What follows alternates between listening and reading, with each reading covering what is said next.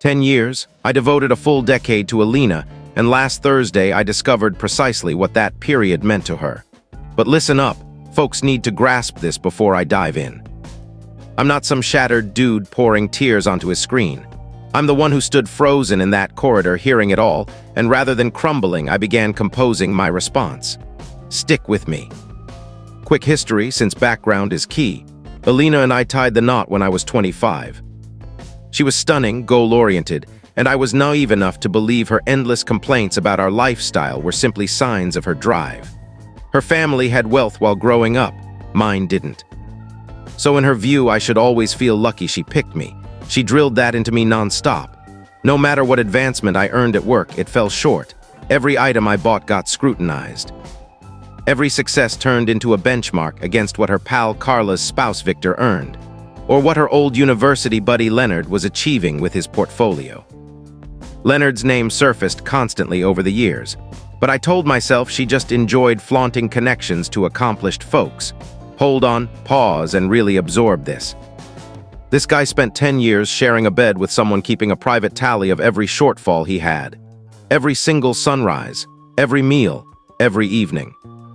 And he persuaded himself it was merely her being motivated. No, motivation is pursuing your own goals. What Alina was doing, that's wielding others' accomplishments as ammunition. That's psychological warfare delivered with a grin. And the Leonard obsession. When your partner repeatedly mentions one individual like that, it's not casual referencing. It's her broadcasting exactly where her thoughts lie. We simply refuse to accept it. Thursday evening, I returned home sooner than planned from a business excursion. Schedule shifted unexpectedly. I entered via the side door through the utility area which passes the dining space and caught the sound of stemware touching. Alina had Carla and Vivian over, nothing unusual. What was unusual was the conversation that followed. Carla inquired when she would finally act, and Alina replied this coming Saturday. The Saturday, as in 48 hours from then. She told them the clueless fool still pecks her cheek each night like she craves his closeness. And she can't wait to witness his expression when she obliterates him publicly at the milestone meal we had scheduled. A decade of his please trust me nonsense, she declared. A decade of faking like she hadn't compromised. I lingered there in the shadows. Vivian wondered what if he pleads, and Alina answered that's the entire appeal. She craves seeing me beg. She arranged 3 devices in the venue's secluded area, so my collapse spreads online. Her precise phrasing. She wants everyone to view what a pitiful squandering of her prime looks like once he grasps reality. Carla noted he could suffer a health crisis from the surprise, and Alina responded whatever, problem solved. Then came the bombshell.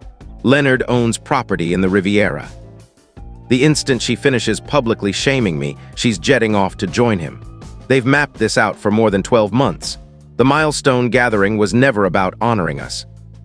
It was their chosen date for my downfall. People grasp the degree of unhinged here. This lady positioned 3 recording gadgets. She didn't merely intend to depart. She aimed to transform his pain into viral material. She wanted to observe his spirit shatter and then rewatch for amusement. And her companions. Lounging their nursing drinks like they're organizing a baby shower. What if he has a medical crisis? Whatever. These ladies occupy this guy's home, using his glassware, snacking on his food, and nonchalantly debating if his possible cardiac event would disrupt their friend's Riviera itinerary. This is pure antagonist playbook stuff, yet she views herself as the protagonist. I'm standing there absorbing it, and guess my initial reaction? Not tears, not storming in. My finger was already on my device screen, because here's something Alina never grasped about me. She mistook my restraint for frailty. She assumed my lack of pushback when she diminished me meant agreement. Incorrect. I was documenting every slight, every Leonard reference, every instance she shrank me before her circle. I retained it all. She desired recordings at that meal, all right. She craved a public meltdown. I'll deliver footage, but not the kind she anticipates. I retreated quietly through the side entrance, remained in my vehicle for 60 minutes, placing calls, dispatching texts, confirming financial details I already suspected. Then I checked into a motel and began strategizing. Saturday was 48 hours distant. Alina believed she held the sole screenplay. She had zero inkling I was revising the entire show. And honestly, that's where I'll pause this segment, because the events at that meal merit a separate telling. Just understand this. She raised her glass for her grand reveal, and I gave her a subtle nod. She had zero clue what I'd already executed. Next part soon. Man, reflecting on it now, her underestimating quiet types is the real tragedy. She saw silence as surrender, but some folks aren't rugs, they're archives. This is what occurs when you undervalue reserved individuals, everyone. Alina invested a decade viewing his quiet as submission, that he absorbed her toxicity because he lacked awareness. She interpreted his tolerance as weakness, but certain people aren't passive, they're meticulous observers. They're storing every jab, every scoff, every Leonard would do better. And they're not harboring resentment. They're preparing because they sense someday the facade cracks and they aim to be equipped. This guy didn't merely endure that corridor revelation. He emerged with a full strategy. That nod at the table, masterful, pure drama. Update 1. Okay, everyone, you asked for the meal specifics. And yes, a few of you nailed it. I didn't idle away those days awaiting disgrace. Friday a.m., I reached out to a family law specialist, Nathan Caldwell, the attorney who managed my colleague's ugly separation battle years back. I recalled the name since my colleague called Nathan fierce yet equitable. I spent hours in his firm detailing the overheard plot, and his initial query concerned the residence. Here's where Alina committed her gravest error. The home we shared? My late grandmother willed it solely to me. My name alone. Alina balked at attaching her name to anything tied to someone deceased. She labeled it creepy. Back then I viewed it as stubbornness, but now it's clear she presumed she'd claim half regardless. Nathan outlined paths Alina evidently overlooked. I instructed him to prepare documents right away. Saturday arrived. I reached the venue ahead and informed the host we'd shift to the open floor instead of the isolated section. If anyone attempted installing capture gear, route them to me. No one appeared, meaning Alina intended using her mobile propped somewhere. Basic move. Attendees showed. Her folks, her sibling Carla, Vivian, Victor, then my mom entered. Alina appeared puzzled since she hadn't extended an invite. I needed my own observer. The tactical brilliance here is unreal. He didn't wing it, he sabotaged her setup preemptively, switched locations to kill her devices, invited his mom as backup witness, hired the sharpest lawyer. Alina's sitting there convinced she's directing her masterpiece while he's already cut the final edit. Also, her refusing deed involvement over it being creepy, tied to a deceased relative. Gross. The nerve to get superstitious about gifted property. She was so certain of victory in any split she skipped securing her stake. That's not assurance. That's fantasy wrapped in designer polish. Alina kept adjusting her device against a centerpiece aimed at my chair.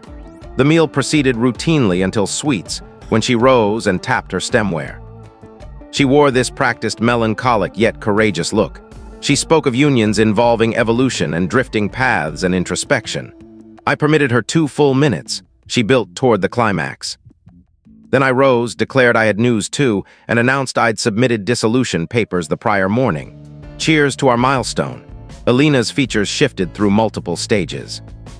She stammered that she was departing, that I'd spoiled her spotlight.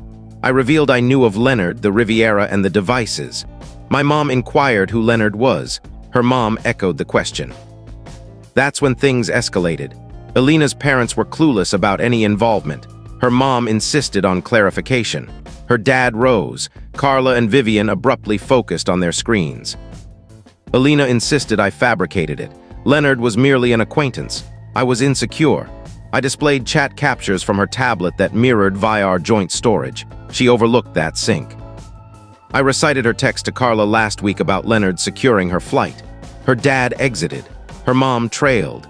Alina shrieked I'd rue this, that she'd ensure I forfeited it all, that Leonard would ruin me. I suggested she consult my counsel. Then I departed, leaving her responsible for the check. But Sunday dawn, she appeared at the residence insisting access. That's where the true clash unfolded. More ahead, she was departing. I'd stolen her moment. Everyone hearing this? Even amid her scheme collapsing, her priority is the timing, not exposure, not marriage ending. Not parents learning of betrayal. No, she's furious about the sequence. She's enraged because her scripted drama got preempted. The self-absorption is almost admirable in its purity. Also, Carla and Vivian suddenly glued to phones. Those opportunists sensed the vessel sinking and sought escape. None defended her. That's proof your circle was never true support. They craved drama seats. Update 2, Sunday 7 a.m. Alina arrived with Carla in tow. She hammered the entrance demanding I permit entry for possessions. I unlocked and stated she could enter under supervision while I captured video on my device. Carla lingered outside, appearing uneasy. Alina shoved by and targeted items in the main space. Not apparel, not mementos. She headed for shared decor, gadgets, premium cookware. I clarified she could remove clothing and individual effects only. Remainder stays pending resolution. She claimed I lacked authority. This was her residence too. I pointed to the title. She hurled an espresso machine against the wall, then she pivoted. Tears flowed as she claimed she never intended escalation, that Leonard coerced her, that fear clouded her. She insisted a decade mattered and couldn't we discuss maturely. I queried if mature discussion encompassed staging devices for my disgrace. She blamed Carla's suggestion. Carla's mouth fell open from outside, the shift from fury to sorrow in seconds. This is peak tactics showcase and Alina aimed for victory. First projectiles, then weeping over coercion. Then scapegoating Carla while Carla overhears. That was Carla's notion. Lady, Carla's on your doorstep. She hears. This is what emerges when your identity hinges on narrative dominance. Lose grip and you spout anything to regain it. Fallout ignored. She cycled personas rapidly, furious, wounded, wistful, deflecting, like testing filters for innocence. I stated no interest in mending, bargaining, or chatting. Only her endorsement on termination forms. She agreed. She'd approve anything but required lodging first since parents shunned her. I said not my concern. She noted Leonard ghosted post-meal. Also irrelevant. Then venom surfaced. She'd broadcast I was controlling. I'd isolated her restricted funds. She'd demolished my standing even sans assets. I displayed my recording device and wished luck. Carla finally interjected from outside, time to depart before escalation. But Alina persisted. She demanded why I acted so detached, so deliberate. She craved the prior emotional reactive version. She said this demeanor unnerved her. I replied she'd treated me as disposable for a decade. Every gathering where she contrasted me with Leonard. Every getaway where she griped I couldn't match Victor and Carla's standard. Every occasion where she dismissed my path, my interests, my being. I archived every instance and she assumed obliviousness. Mistake. I awaited the opportune instant. She questioned the meaning. I suggested checking her social feed. While Alina drove over, I uploaded those captures. The ones labeling me worthless, mocking potential health failure, boasting Riviera. I mentioned her workplace, parents, siblings, shared contacts. Included Thursday overheard context. Alina retrieved her phone, scrolled. Then genuine alarm hit her eyes. She asked why I'd inflict this. I said she sought widespread exposure. She received it. But everyone, that's not the lowest point. Her dad messaged Monday a.m. requesting a meet, and his Leonard revelations altered everything. Next update soon. Why so detached? This isn't your usual response. People hear what she's truly conveying. She's not distressed by rage. She's disturbed by refusal to enact her assigned part. In her script, I was meant to weep, implore, perhaps lash out so she could deem me erratic later. She penned a tale where I disintegrate, and she emerges resilient with no alternative. Yet here stands a composed, prepared man recording. It unnerves her, because after 10 years she realizes she never truly understood him. She wed a doormat. She wed a strategist patient for her play. Also, why inflict this? Lady, you positioned devices. You desired exposure. He ensured it spotlighted you instead. Final update. Her dad met me in a store lot, obscure spot, but he feared Alina monitoring his route. He appeared drained. He confessed long-held doubts about Leonard, but Alina rejected discussion. Leonard wasn't affluent portfolio manager with coastal villa. He was average sales employee leasing luxury vehicles and borrowing trip images from genuine affluent contacts. Her dad investigated Leonard years prior when mentions surged. Discovered Leonard betrothed to another with real inheritance. Leonard used Alina for diversion while targeting primary interest. Riviera journey never materialized. No vessel. Her dad attempted warning years back. She severed contact half a year, so he ceased. He inquired if I preferred informing her or him. I said family should deliver. Then why share with me? He replied because his daughter demolished a solid partner chasing illusion. Least he could offer was confirming I wasn't the deceived one. She was. This segment genuinely saddens me, folks. Set aside the rest momentarily. This lady devoted 10 years measuring her spouse against a fabrication. Leonard lacked wealth. Leonard owned no vessel. Leonard posed with borrowed props and pilfered images like amateur performer faking charisma. And Alina clung so fiercely to this mirage she alienated her dad half a year for cautioning. She demolished her existence. Marriage, parental bonds, employment, connections. For someone who listed her as amusement while pursuing another. She wasn't starring in glamorous getaway, she was filler episode, distraction, and the man she deemed worthless. Her dad apologizes to him in a lot. There's profound sorrow in committing so deeply to disdain that you miss your own pit. That discussion shifted me. Anger faded to something nearer compassion. But not sufficient to relent. Dissolution completed 3 weeks on. Alina contested fiercely, but Nathan built airtight case. Residence remained mine. She retrieved personal effects and vehicle. Nothing more. She alleged contributions to upgrades but lacked proof. Nathan contended oral input doesn't supersede title in jurisdiction. Social upload inflicted harm. Her workplace suspended her pending inquiry since role involved external relations. Messages occurred work hours. Carla's spouse Victor viewed content too. Learned Carla promoted betrayal months long. Last update they're seeking counseling. Vivian silently disconnected from all and feigned non-involvement in kitchen talk. Alina texted twice post-resolution, first furious. Labeling me spiteful, claiming I wrecked her existence over non-existent event. Since Leonard cut contact and journey illusionary anyway, as though that's core issue. Second arrived week later, softer. Acknowledged my actions rationale, regretted treatment, inquired if dialogue possible. Just 2 sharing decades history, mentioned staying with relative, planning ahead. I ignored both. First text stings, you wrecked my existence over non-existent, because Leonard vanished. Lady. Issue never Leonard's authenticity. Issue was year-long scheme to disgrace publicly the man kissing goodnight nightly. Issue was mocking potential medical crisis. Issue was decade deeming him inadequate. While he remained devoted, attentive spouse, Leonard's falsity doesn't excuse any, merely amplifies folly, and Vivian quietly disconnecting like absent from wine chats. That's the pal feigning surprise at market encounter. Oh wow, clueless about severity, so sorry, lady, you pondered begging outcome. We recall, some may deem my stance harsh, perhaps. But I recall corridor shadows hearing laughter at my groveling. I recall whatever to health crisis. I recall every Leonard contrast, every dismissal, every belittling for lacking funds, drive. Sufficiency, she desired devices capturing my nadir. Instead, circumstance captured hers. She sought my public ruin, hers fragmented. She sought Leonard.